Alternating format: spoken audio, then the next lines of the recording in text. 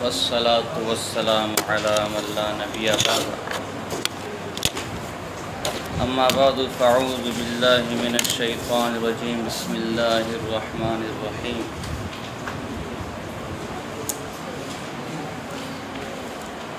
آج سے باقاعدہ الحمدللہ کتاب شروع ہوگی۔ تعارف کے ضمن میں یہ بات گزر چکی ہے، یہ کتاب دو کتابوں کا مجموعہ ہے، ایک متن ہے اور ایک شرح ہے۔ جیسے کہ توضیح تلوی ایک متن ایک شرح ہے، جیسے کہ قطبی ایک متن اور ایک شرح ہے، جیسے کہ شرح تہذیب ایک متن اور ایک شرح ہے۔ عرصہ دراز سے آپ یہ متن اور شرح کے لفظ سنتے ہوئے آ رہے ہوں گے، لہذا مناسب یہ ہے کہ پہلے یہ واضح کر دیا جائے کہ متن اور شرح کسے کہتے ہیں، متن کی تعریف کیا ہے اور شرح کی تعریف کیا ہے۔ ان دونوں کی تعریف محدث کبیر و جلیل حضرت علامہ عبدالحی لکھنوی رحمہ اللہ نے شرح وقایہ کی جلد اول میں لکھی ہے، جو ان کا حاشیہ ہے۔ آپ نے نہیں پڑھی اس لیے کہ اولین نہیں پڑھائی جاتی، آخرین سے پڑھتے ہیں۔ متن المؤلف الذي يكون مشتملا، المؤلف یعنی ایسی کتاب الذي يكون مشتملا على نفس مسائل ذلك العلم، على نفس مسائل ذلك العلم بقدر ضرورت ما لحاظ الاختصار۔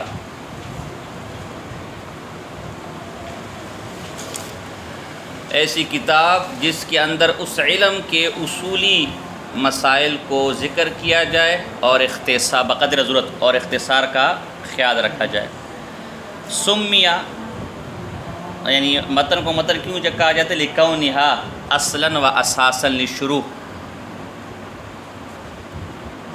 یہ متن چونکہ شروع کے لیے اصل اور اساس بنتی ہے تب اس کو متن کہا جاتا ہے۔ دراصل متن کے ویسے معنی مضبوطی، ٹھوس، بنیاد، تو چونکہ یہ بھی شروع کے لیے بنیاد بنتی ہے، یا چونکہ اس میں جو ذکر کردہ مسائل ہوتے ہیں وہ اس علم کے مضبوط اور ٹھوس مسائل ہوتے ہیں، اس لیے اس کو متن کہا جاتا ہے۔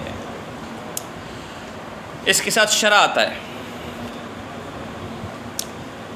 شرح کہتے ہیں الذی یکون المقصود فیہ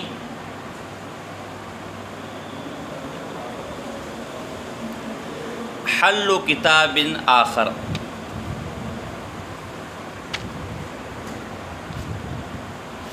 شرح کے اندر ایک اور کتاب کو حل کیا جاتا ہے، اس کا مقصد ایک اور کتاب کو حل کرنا ہوتا ہے۔ اب یہ دو حال سے خالی نہیں، یا تو اس شرح کے ساتھ متن بھی لکھا جائے گا یا نہیں لکھا جائے گا، جیسے قطبی میں متن ہے، جیسے شرح قید میں متن ہے۔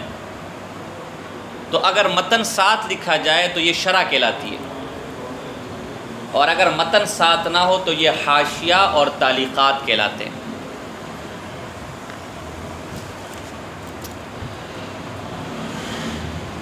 یہ متن اور شرح کی تعریف سمجھ آئی؟ شرح لکھنے کے تین طریقے ہیں۔ ملا کاتب چلپی نے کشف الظنون میں شرح لکھنے کے تین طریقے بتائے۔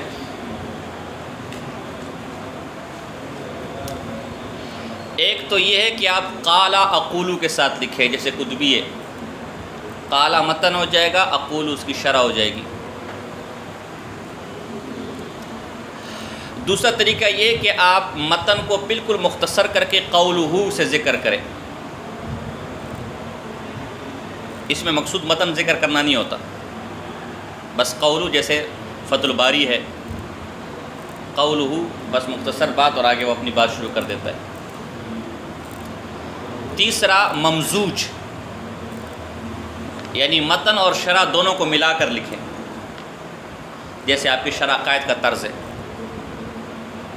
یہ تیسرے طرز پر ہے، اس میں شرح اور متن اور شرح دونوں ہوتا ہے۔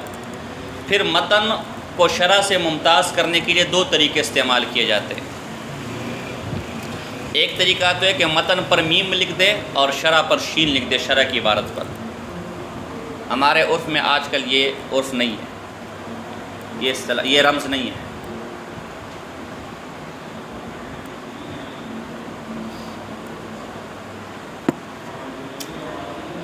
دوسرا طریقہ یہ کہ متن کے اوپر عبارت لگا دے، کیا ہوتا ہے، خط لگا دے، کہتے ہیں نا خط کشیدہ، جو متن ہے اس کے اوپر کوئی خط کھینچ دے اور شرح کو بغیر خط کے ذکر کرے۔ یہی طرز جو پرانی کتاب رحمانیہ وغیرہ قدیم، اس میں یہی طرز ہے۔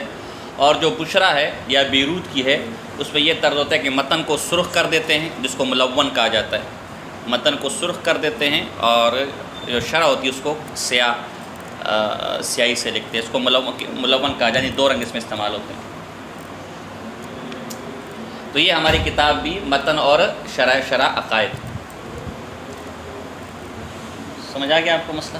اگلا مسئلہ،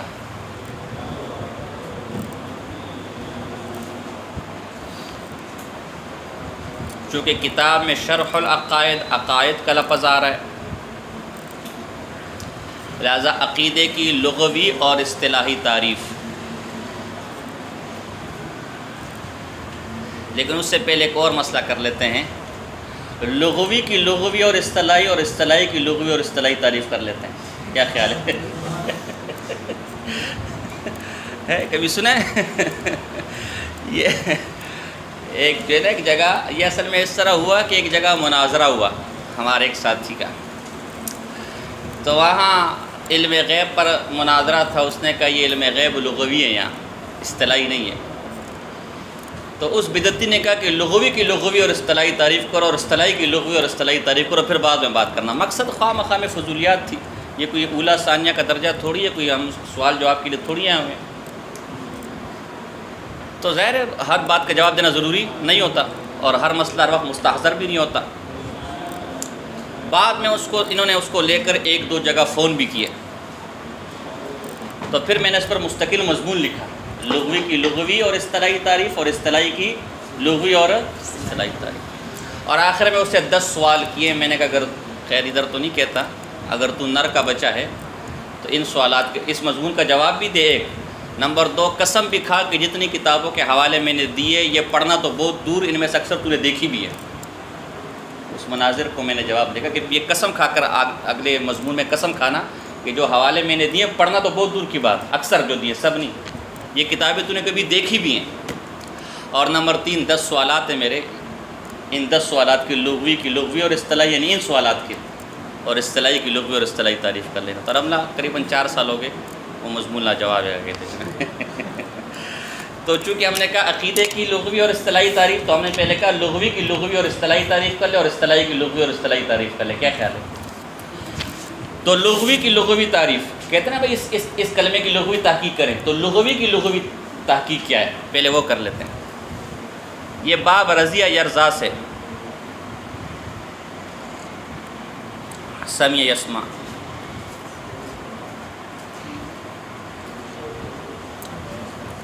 بمعنی تکلم کرنا، بات کرنا۔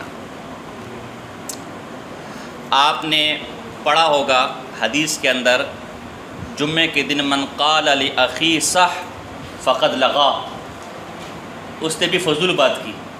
تو یہاں یہ تکلمہ کے معنی میں، فضول بات کے معنی میں، تو لغتاً اس کا معنی ہوتا ہے بات کرنا،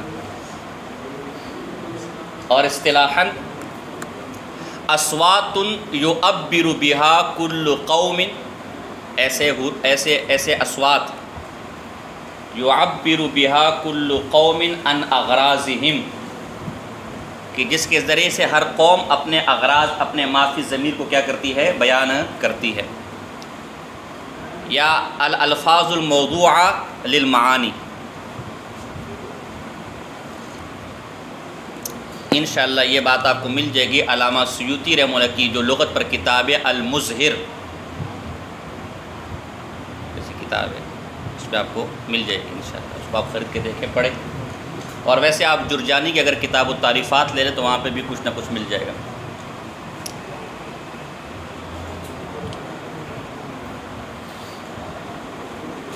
اصطلاحی کی لغوی اصطلاحی تعریف، تو لغوی کی لغوی تعریف اور اصطلاحی اصوات یعبر بها کل قوم عن اغراضهم، یہ اصطلاحی تعریف ہے، یا الالفاظ الموضوعہ للمعانی، یہ مختصری تعریف بھی ہو سکتی ہے۔ اصطلاحی کی لغوی اور اصطلاحی تعریف، اصطلاح باب استعال سے سب کو پتہ ہے، سواد لام ہا اس کا مادہ ہے۔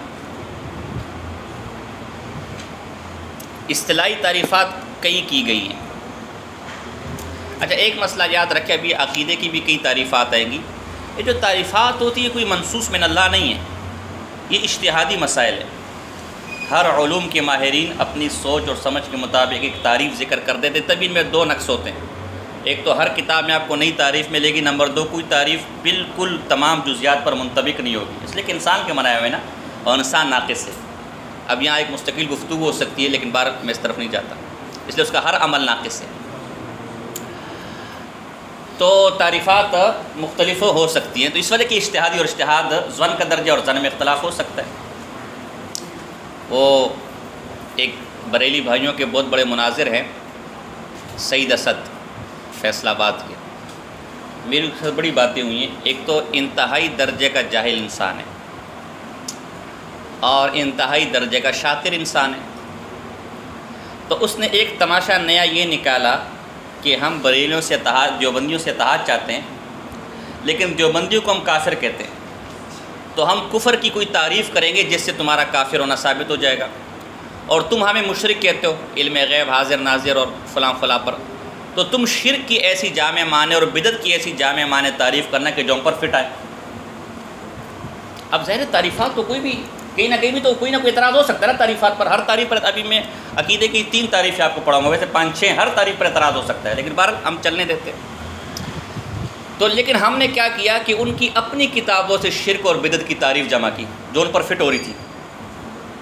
اس کے بعد ہم نے ایک لطیفہ سنانا کہ تعریف کوئی بھی جامع معنی نہیں ہوتی، تو یہ تو ایک الزامی طرز تھا۔ پھر ہم نے تحقیقی تعریفات جمع کی کہ بدعت کی کیا تعریف علماء نے لکھی ہے، شرک کی کیا تعریف لکھی ہے۔ پھر ہماری گفتگو مولانا ایوب قادری صاحب بھی تھے، گفتگو کی اس پر کیا اعتراض ہو سکتا ہے، اس پہ کیا جواب کیا۔ تو ایک ساتھی تنگ ہو گیا، اس نے کہا مولوی صاحب چھوڑو، وہ آیا نا ہم کہیں گے بغیر تعریف کے تو کافر ہے، بس مناظرہ کر کے کہتے ہیں جو نا تو بغیر تعریف کے کافر ہے، بس مناظرہ کر کے کہتے ہیں، بغیر تعریف کے بدعتی ہے، بس مناظرہ کر۔ تو ہم نے پھر واقعی چھوڑ دیا۔ وہ ایک لطیفہ ہو گیا نا کہ تعریفات تو کوئی بھی جامع معنی نہیں، کہیں نہ کہیں کوئی نہ کوئی اعتراض ہو سکتا ہے، انسان کی بنائی ہوئی تعریفات ہے۔ اور مولانا رب نواز حنفی صاحب دامت فیض نے ایک دفعہ میں کہا کہ میں نے کارکن سے پوچھا بھائی فلاں کیوں کافر ہے، کیا دلیل ہے تیرے پاس، تو فلاں کو کافر کہتا ہے؟ کہا فلاں بغیر دلیل کے کافر ہے، فلاں بغیر دلیل کے کافر ہے۔ تو میں نے کہا کارکن ایسا ہونا چاہیے، کہتے ہیں نا ایسا نظریاتی ہونا چاہیے۔ تو اس لیے تعریفات آپ کو مختلف ملیں گی، اور انشاءاللہ بھی ہماری تعریفات بھی۔ تو اصطلاحی کی بھی کئی تعریفات کی گئی ہیں، ان میں سے ایک میں آپ کے سامنے کر دیتا ہوں۔ اتفاق طائفۃ مخصوصۃ من القوم، اتفاق طائفۃ مخصوصۃ من القوم علی وضع الشیء او الکلمہ،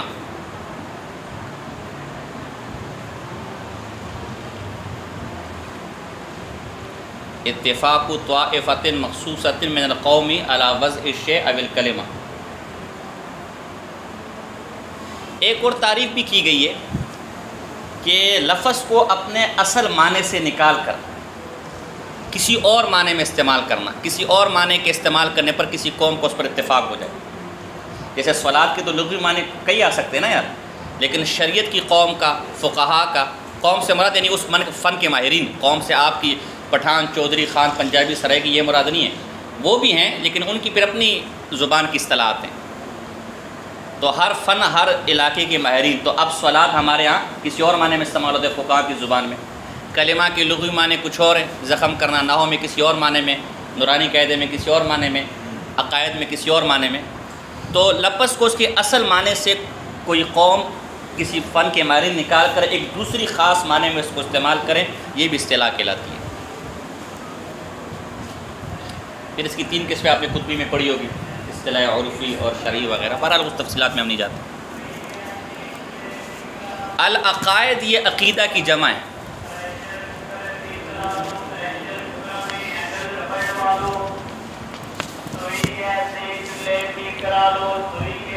عقیدہ یہ عقد سے الشد الوثاق، گٹی لگانا، گانٹھ لگانا۔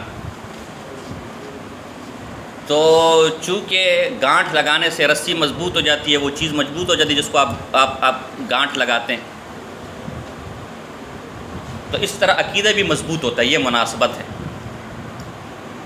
عقیدہ بھی مضبوط شے کا نام ہوتا ہے، جبکہ جس کو آپ گانٹھ لگاتے ہیں وہ مشکل سے کھلتا ہے، تو عقیدہ بھی مشکل سے آدمی چھوڑتا ہے۔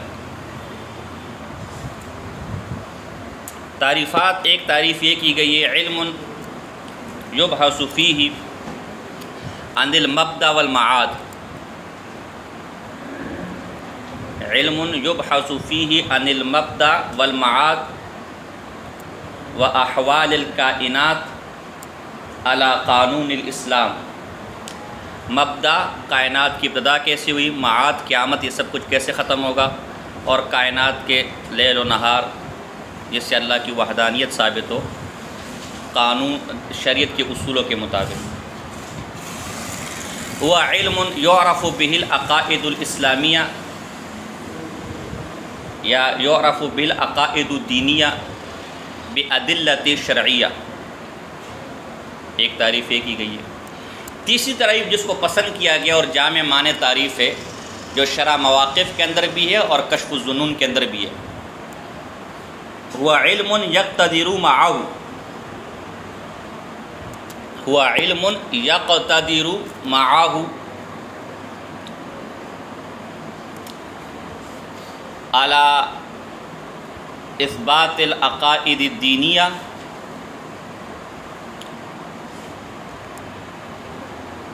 علی اثبات العقائد الدینیہ علی الغیر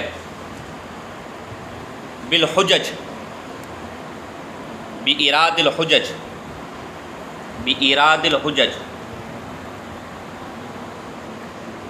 ودفع الشبہ عنہا،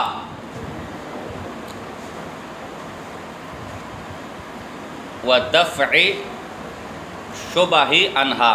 اس کے ہر لفظ پر تحقیق ہو سکتی ہے، میں تفصیل میں نہیں جاتا، مختصر یہ، اس علم کو حاصل کر کے آدمی کے اندر ایسا ملکہ پیدا ہو جاتا ہے کہ وہ دو تین کام کرتا ہے۔ ایک تو وہ عقائد دینیہ کا اثبات کر سکتا ہے دلائل کی روشنی میں، یعنی بالفعل اس کو ملکہ حاصل ہو جاتا ہے کہ وہ جب چاہے جتنے بھی عقائد اسلامیہ ہے اس کا بالفعل کیا کر سکتا ہے، دلائل کی روشنی میں اثبات کر سکتا ہے۔ ایک کام یہ متکلم یہ کرے گا، متکلم اسلام کون ہوتا ہے وہ سنو آج ذرا، ایک کام تو یہ کرے گا کہ عقائد اسلامیہ کو دلائل کے ساتھ جانتا ہوگا۔ نمبر دو، ان عقائد پر باطل کے جو اعتراضات ہیں ان کو رد کرنے کی صلاحیت رکھتا ہوگا، وَدَفْعِ شُبَہِ عنہا، یہ دوسرا جز، یہ دو کام کرے گا تو متکلم بنے گا۔ لہذا آپ انشاءاللہ جب تمام عقائد کے عالم ہو جائے معاد دلائل، ان کے دلائل بھی آپ کے سامنے جمع ہو جائیں،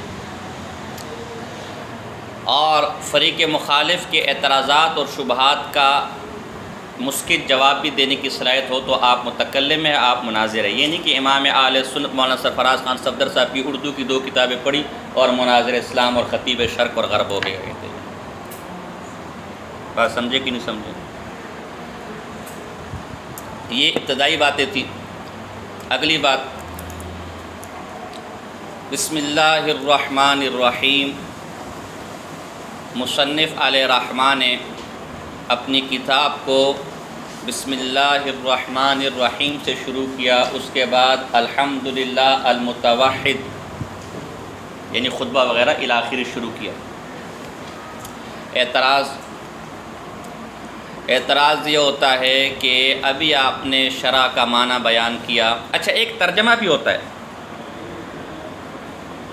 ہوا تفسیر بلسان آخر، کسی دوسری زبان میں کسی چیز کی وضاحت کرنا، اس کو ترجمہ کہتے ہیں، ترجمہ۔ اور عربی کے اندر ایک اور معنی میں بھی استعمال ہوتا ہے، ذکر احوال شخص، کسی شخص کے حالات کو بیان کرنا، جس کو آپ سوانح عمری کہتے ہیں۔ تو عربی میں اس کو سوانح عمری نہیں کہتے، سیرت کہتے ہیں یا ترجمہ کہتے ہیں، کہتے ہیں نا کتب تراجم، تو یہ نہیں کہ اس کے اندر ترجمے لکھے ہوتے ہیں بلکہ حالات لکھے ہوتے ہیں۔ اسماء الرجال ہو گیا، تاریخ ہو گیا، یہ کتب تراجم بھی ہے۔ تو متن، شرح اور ترجمہ یہ تینوں حل ہو گئے۔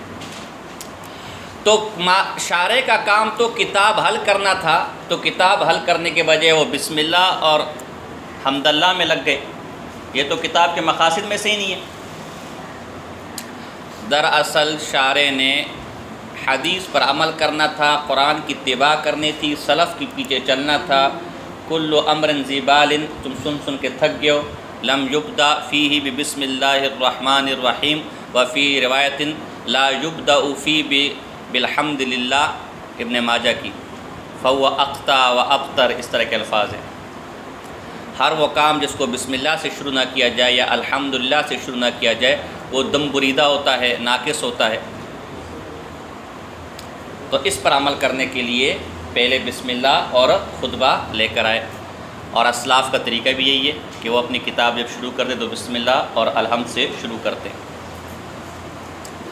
اعتراض ہوگا میرے بھائی، بسم اللہ اور حمد اللہ کی حدیثیں متعارض ہیں۔ بسم اللہ والی حدیث میں لکھا ہے ہر ذی شان کام جو بسم اللہ سے شروع نہ کیا جائے وہ دم بریدہ ہے، اور الحمد والی حدیث میں کہ ہر وہ کام جو الحمدللہ سے شروع نہ کیا جائے وہ دم بریدہ ہے۔ تو جب حدیث متعارضان والحدیثان متعارض، دو متعارض حدیثیں جب جمع ہو جائے، لا یمکن العمل بہما صغرا کبرا، لہذا دونوں حدیثوں پر عمل ممکن ہی نہیں ہے۔ بسم اللہ سے شروع کریں گے تو حمد والی رہ جائے گی، ہم سے شروع کریں گے تو جب دو حدیثیں دونوں سے آپس میں دونوں حدیثوں کا تعارض ہے صغرا، اور ہر چند کے جس میں دو حدیثوں کا تعارض ہو تو ان دو حدیثوں پر عمل، لہذا نتیجہ دونوں حدیثوں پر عمل نہیں کیا جا سکتا، یہ نتیجہ نکل جائے گا شکل اول کی صورت میں۔ پہلا جواب تو یہ ہے کہ یہاں جو با ہے بسم اللہ بحمد اللہ، یہ با ابتدا کے لیے نہیں ہے بلکہ با تبرک کے لیے، اے متبرکن بسم اللہ الرحمن الرحیم، تو ابتدا کے لیے نہیں بلکہ کس کے لیے ہے؟ تبرک کے لیے ہے۔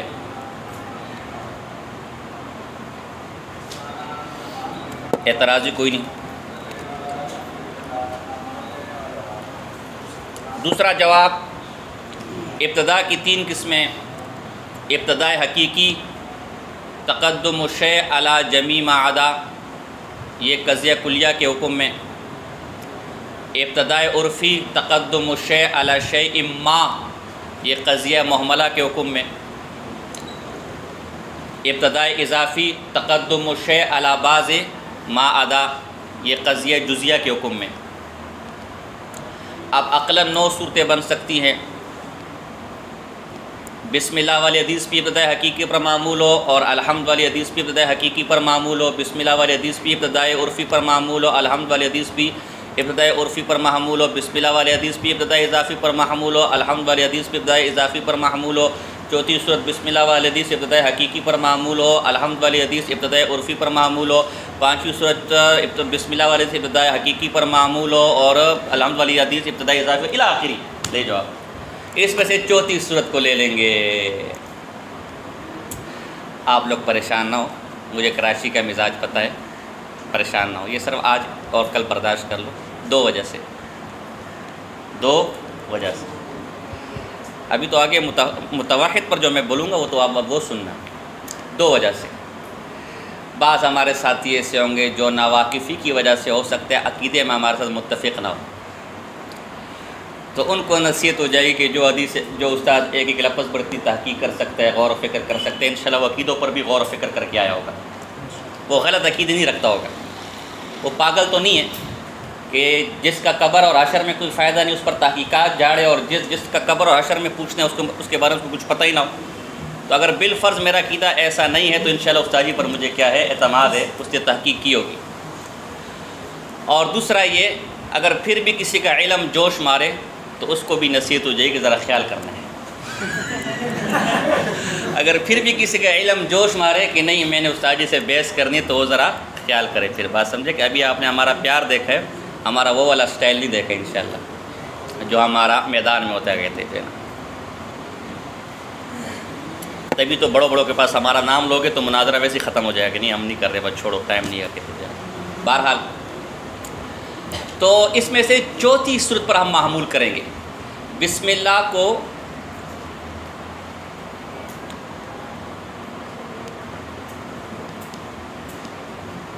یعنی یہ ابتدائے عرفی پر ہم اس کو معمول کر سکتے ہیں، اور ابتدائے عرفی یہ محملہ کے حکم میں ہوتا ہے، جزئی پر بھی بولا جا سکتا ہے اور کلی پر. تو بسم اللہ ابتدائے حقیقی ہو جائے گا.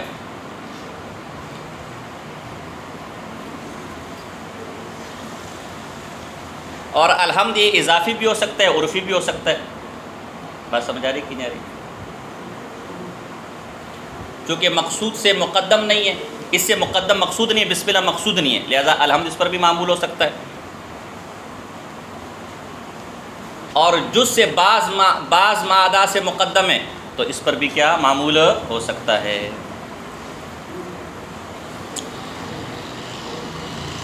ایک اور آسان جواب بھی دیا جا سکتا ہے.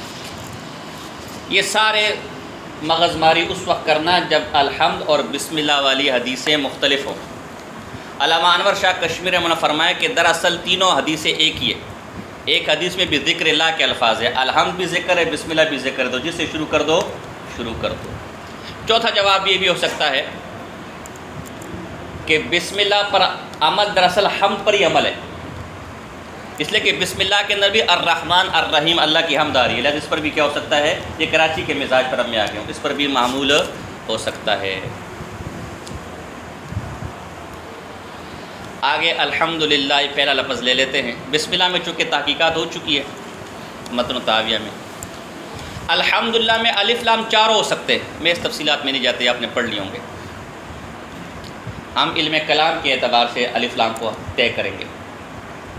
معتزلہ کے ہاں الف لام جنسی ہے الحمد کے اندر، استغراقی نہیں ہے. یہ بڑے بے ایمان ہیں.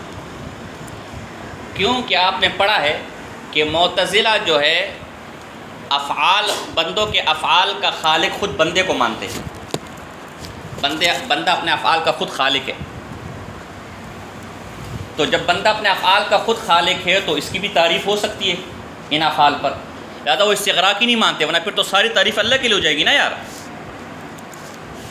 تو تبھی وہ ماہیت ہے یعنی جنس الف لام جنسی مانتے ہیں. اور اہل سنت والجماعت یہاں الف لام استغراقی کو ترجیح دیتے کہ ساری تعریفیں کس کے لیے ہے، اللہ کے لیے. معتزلہ کی بات بھی رد کی جا سکتی ہے کہ اگر الف لام جنسی مان بھی لے تب بھی تمہارا کام نہیں ہو سکتا، اس لیے کہ ماہیت اپنے افراد کے ماتحت ہوتی ہے، اپنے جمیع افراد کے ساتھ ہوتی ہے نا. اگر ایک فرد بھی خارج میں پایا جائے گا تو ماہیت بھی خارج میں پائی جائے گی. بہرحال چلو میں اس طرف نہیں جاتا، بعض طلبہ بیچارے پریشان ہو رہے. پھر یہ کہ اس پر یہ بھی بات ہو سکتی ہے کہ الحمد اصل میں حمد اللہ تھا، بس چلو خیر چھوڑو جو ہے نا، پھر یہ کیسے الحمد ہوا. تو یہ معتزلہ کو دو طرح سے جواب دیا جا سکتا ہے. الحمدللہ المتوحد. المتوحد یہاں چلو یہاں ذرا 6-7 اعتراضات ہیں، تو ہم آج کے سبق کو وما علینا الا البلاغ المبین اسی پر اکتفا کرتے ہیں. تو یہ صحیح ہے انشاءاللہ جو ہے نا، آہستہ آہستہ انشاءاللہ چلیں گے.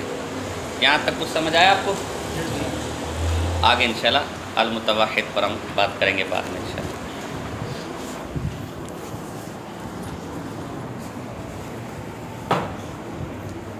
کیسا افضل